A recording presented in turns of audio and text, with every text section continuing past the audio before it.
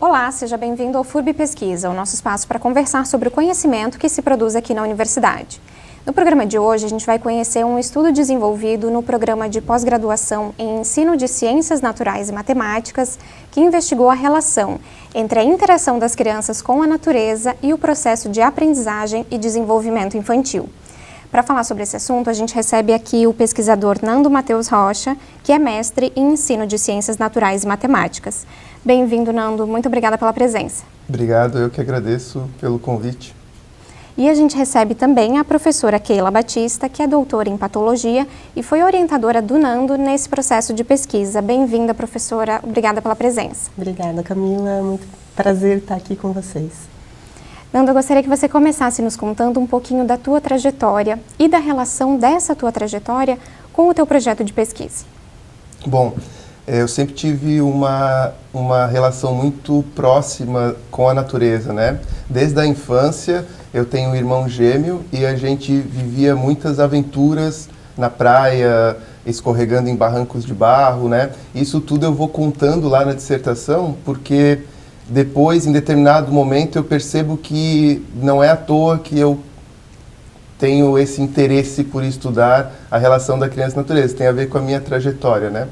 E uma coisa muito marcante nesse ponto, que eu também relato lá na dissertação, é que os meus pais, ele e minha mãe principalmente, mostrava para nós, né, esses bichinhos, essas plantas. Eu também tinha um primo biólogo, então a gente brincava de biólogo, né? Então a gente tinha um interesse, e ele vinha uma vez por ano só visitar a família. E era muito marcante as brincadeiras, mergulhos na praia com ele, né? Então, e a minha mãe, uma coisa muito marcante é que o meu pai gostava de pescar, e às vezes ele pescava algum animal diferente. A minha mãe congelava esse animal, e no retorno das aulas, no final das férias, ela levava esse animal para aquela turma de crianças verem, mexerem. Então, de alguma forma, é o que eu faço hoje em dia também, né? E depois, lá no final, eu acho que eu vou conseguir articular por que é importante as experiências na natureza para aprender e se desenvolver. A tua formação de base, Nando, é Ciências Biológicas? Biológicas aqui na FURB. E entrei para ser biólogo de campo. E logo fui para uma bolsa de iniciação à docência, o PIBID, né? Também relato lá na dissertação porque foi fundamental para eu caminhar para o campo da educação e me encontrar nesse lugar como o que eu chamo hoje de biólogo educador, porque eu não me enquadro em professor de ciências ou enfim, né, outro educador ambiental. Então eu me denomino biólogo educador. Professora Keila também tem se dedicado ao fomento, né, do ensino de ciências naturais, né? Conta um pouquinho pra gente também da sua trajetória, por favor. Sim, Camila.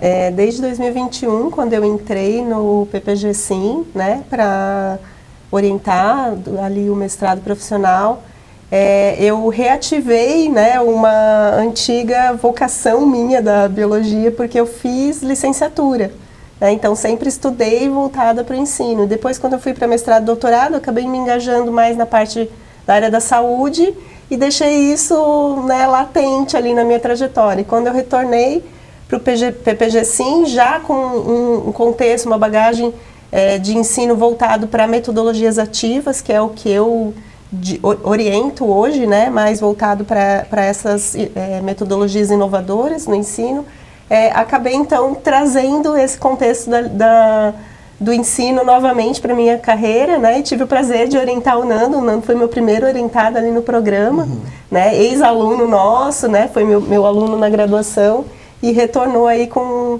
uma ideia, né, muito interessante para trabalhar, me desafiou, né, a ler Vygotsky novamente, que era uma coisa que eu não lia há muito tempo, desde a graduação, e trouxe um mundo novo, assim, para mim, né, e isso que é interessante no mestrado, porque a gente vai compartilhando muitas experiências com os alunos e vai aprendendo também, né, é uma relação muito de mão dupla, assim, né, a gente consegue aprender ter novas oportunidades de aprender coisas novas, né, se atualizar na área e e é desafiado pelos mestrandos, porque eles vêm, né, com várias demandas da própria carreira deles e a gente muitas vezes precisa alinhar as nossas pesquisas a elas, né.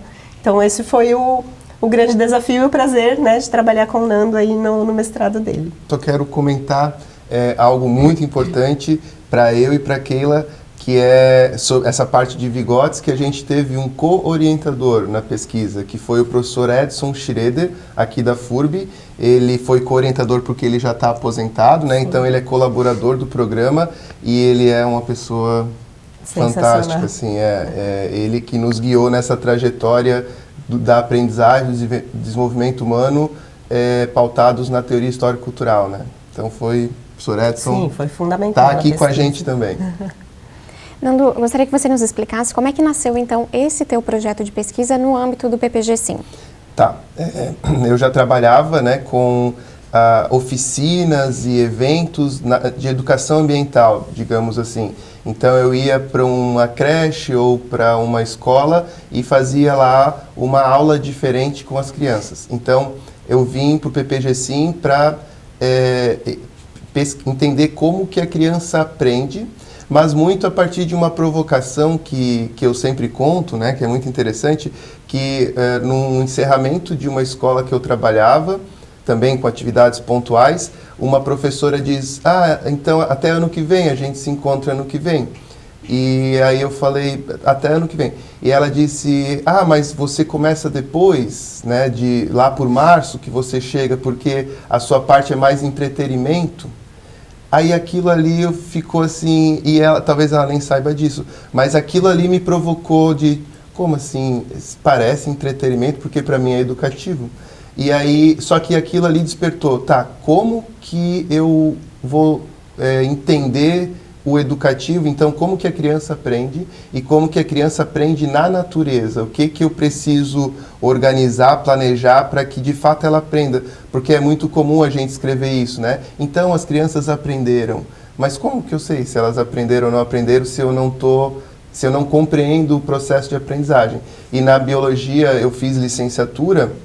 A gente tem as disciplinas de psicologia da educação, didática no ensino, mas imagina, né, um semestre ali tem os estágios da licenciatura, mas mesmo assim carece de um aprofundamento. Então eu venho para o mestrado com essa pergunta: como que a criança aprende?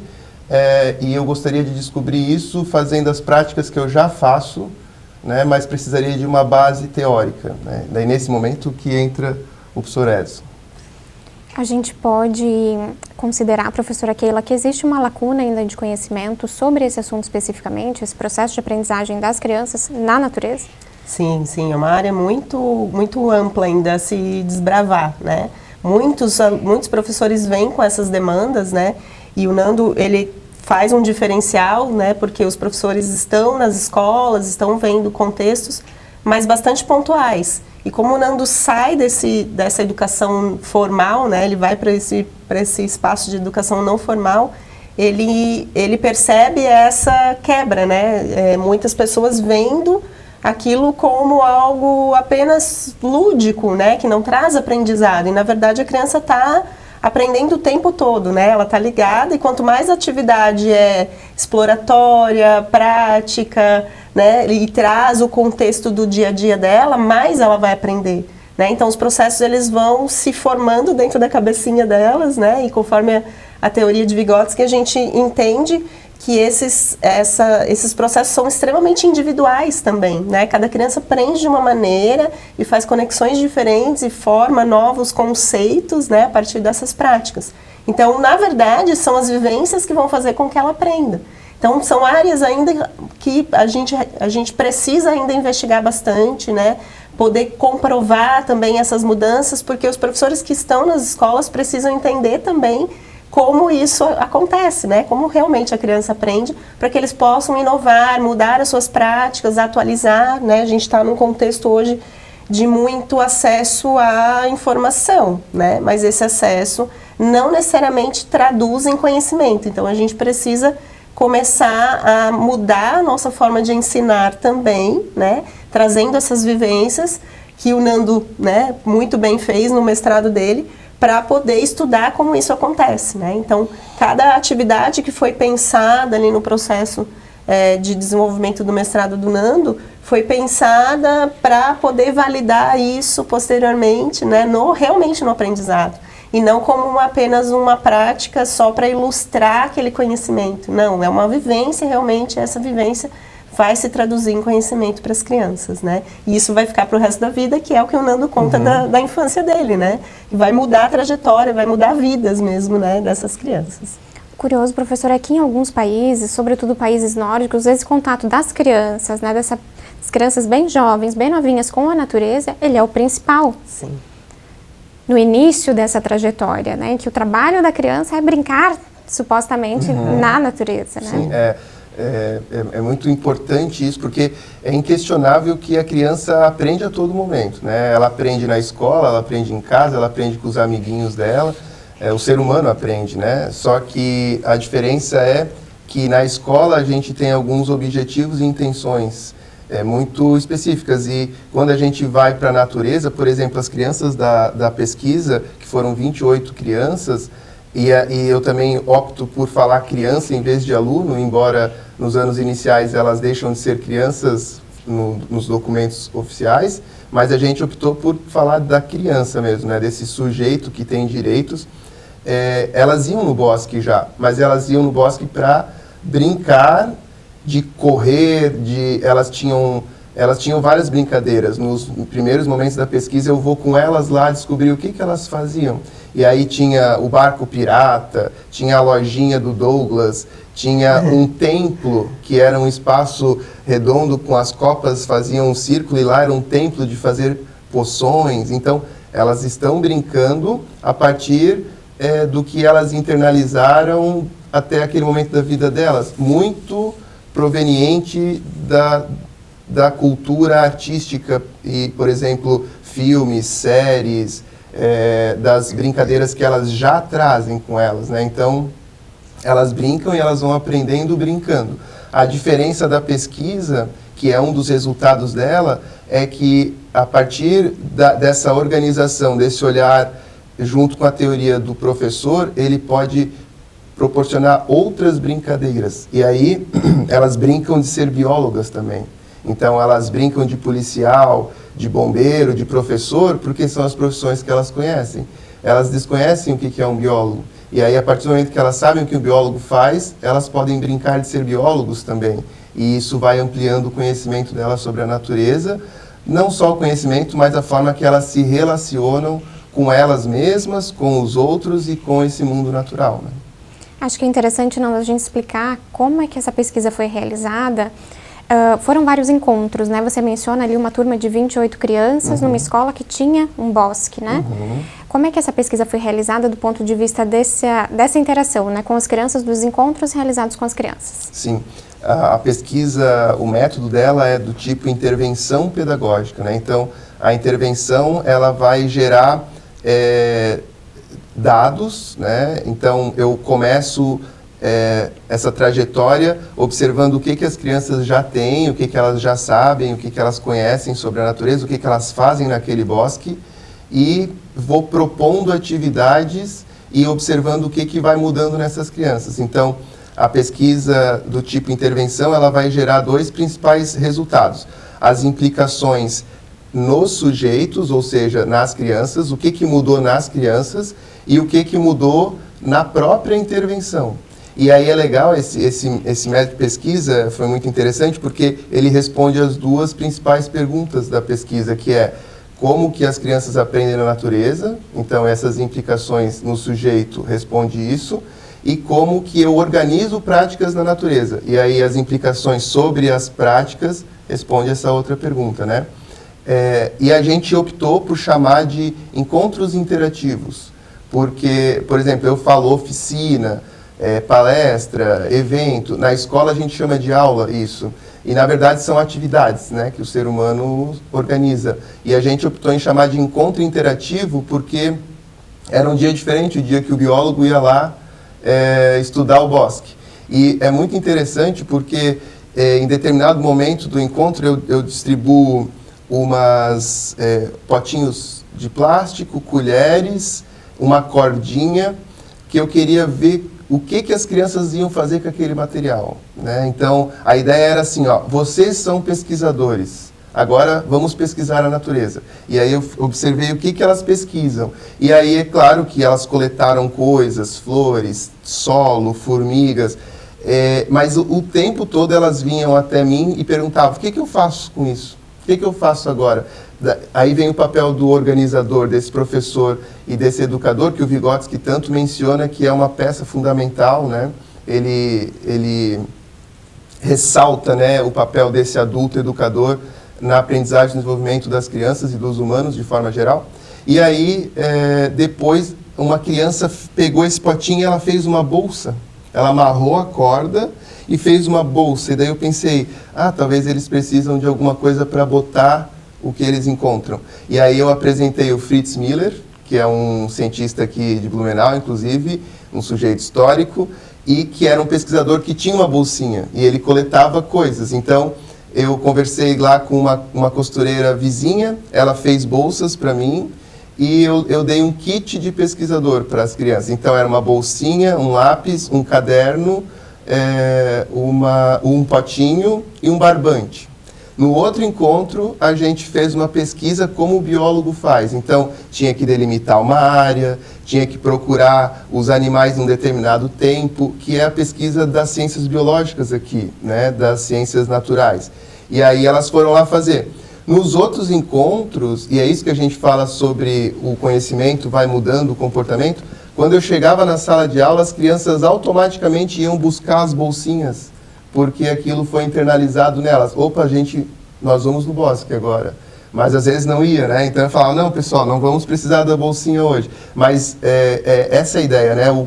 Aprende para se desenvolver. Então, muda o comportamento das crianças e como elas podem interagir naquele bosque, que antes era só para brincar, e continua sendo brincar, mas brincar de outras coisas. É um brincar com o conhecimento junto também, né? Então, não sei se eu desviei um pouco da pergunta, mas acho que a pesquisa foi mais ou menos por esses caminhos, assim, né? De observar, acho que só uma parte importante é que o método de intervenção é esse e o da análise é outro. Então, a gente usou a análise microgenética. O que seria?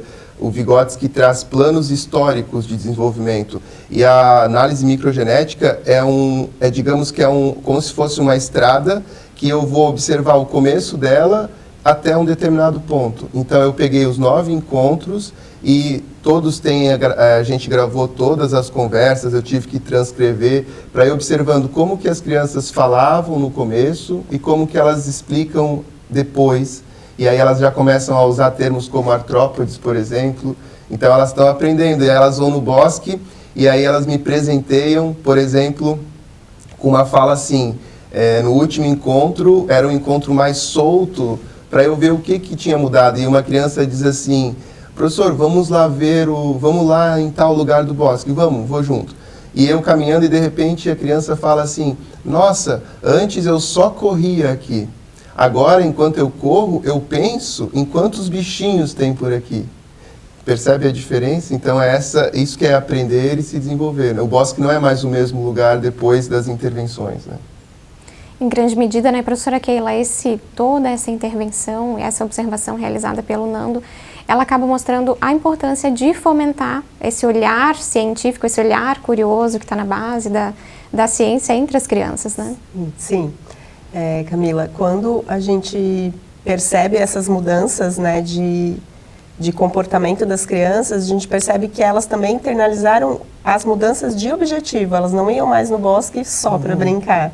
Elas tinham um objetivo agora de investigar, de conhecer, né, de descobrir, que era a questão do pesquisador, né? Então, assim, é isso que a gente também quer suscitar nos professores, né? Porque as crianças, elas são direcionadas pelos professores. Então, se o professor tem agora um olhar diferenciado para aquele momento de brincadeira, né? Aquele momento de lazer, ele também vai fazer com que a criança aprenda de maneira divertida, descontraída, leve, em momentos que elas estão nesses ambientes não formais, né? Então, o professor, ele também tem esse papel de direcionar. Se as crianças não tivessem aplicando a pesquisa ali, elas iam continuar até hoje vendo o bosque apenas como um lugar só para recreação, né? Elas não teriam essa oportunidade. E a ideia do Nando até levar também lá para a escola e apresentar para os outros professores, porque a professora que era a regente da turma, ela também participou de todos os encontros, ela esteve presente, ela viu o desenvolvimento das crianças.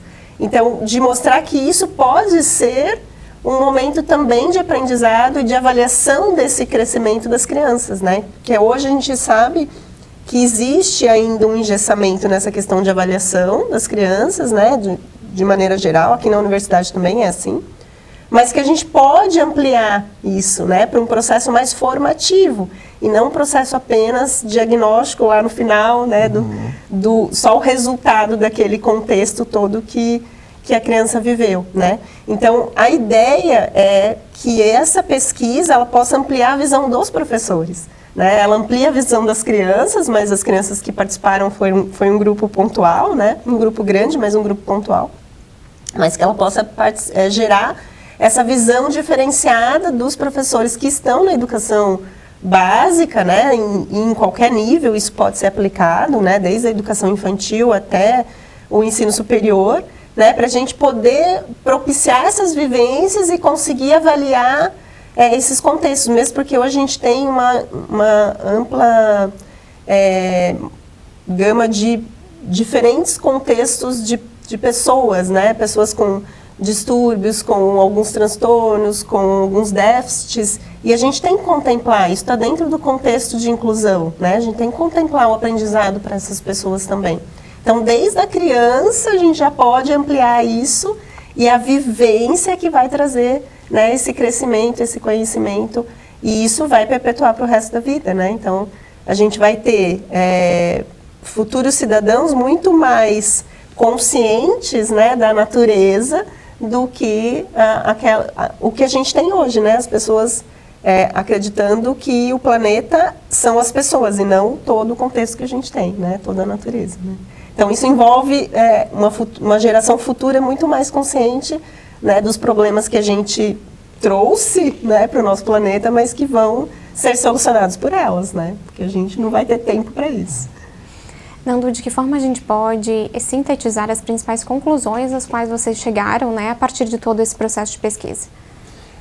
Bom, um dos objetivos, ou melhor, o objetivo principal era criar, né, ou elaborar dimensões constitutivas para organizar práticas na natureza. Eu posso antecipar a amostra aqui do produto educacional, que o mestrado profissional, né, um diferencial dele é que a gente, além da dissertação, precisa apresentar um produto. Ele pode ser um livro, uma palestra, né, algo nesse sentido, um vídeo, um podcast, né, são vários tipos de produto. E eu optei por um e-book, ele foi impresso especialmente para a nossa entrevista hoje, para que eu possa mostrar fisicamente, né. E nesse produto aqui, então, eu peguei a dissertação e traduzi ela para uma linguagem menos formal, né, uma linguagem menos técnica. E aqui dentro dele, então, mais para o final, a gente propõe essas 6 dimensões constitutivas. E aí eu acho que um dos melhores resultados do produto é esse, né? É um material para a formação de professores, né? Então, eu pesquisei com as crianças, juntos pesquisamos como que a criança aprende, mas para transformar isso numa linguagem para os professores compreenderem e possibilitar a organização de práticas na natureza, porque a escola que eu fiz, por exemplo, tem um bosque que é subutilizado, né? Então, subutilizado no sentido da educação que ele pode dar, né? Então, o que tem lá no bosque? Que aula que eu posso fazer lá no bosque? E aqui vai apresentando, então, 6 dimensões. Eu vou rapidamente só ler os títulos, né? Então, a primeira dimensão, que é um produto da pesquisa, é o ambiente como fonte de aprendizagem e desenvolvimento, especialmente na natureza.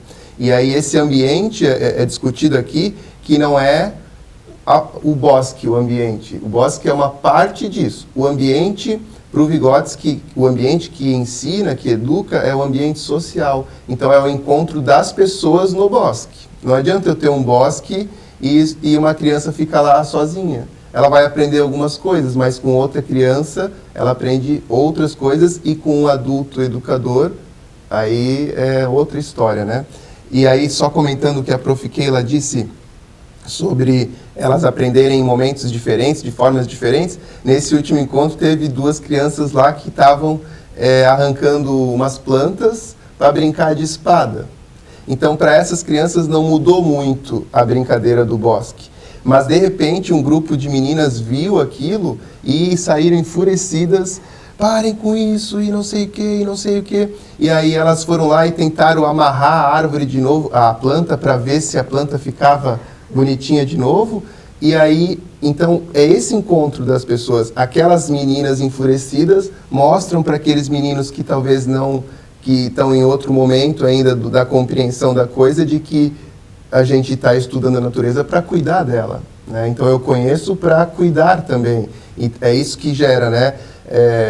Esses vínculos cognitivos vão mudando o comportamento e as nossas emoções também. Então, a gente conhece e pode sentir diferente. Isso é muito legal. O papel do professor educador ou do educador como organizador do ambiente e promotor de experiências na natureza, a vivência na natureza como produtora de intersubjetividades, que foi isso que eu acabei de falar, ou seja, a gente, como que aquilo que é do coletivo vai para dentro do sujeito, né?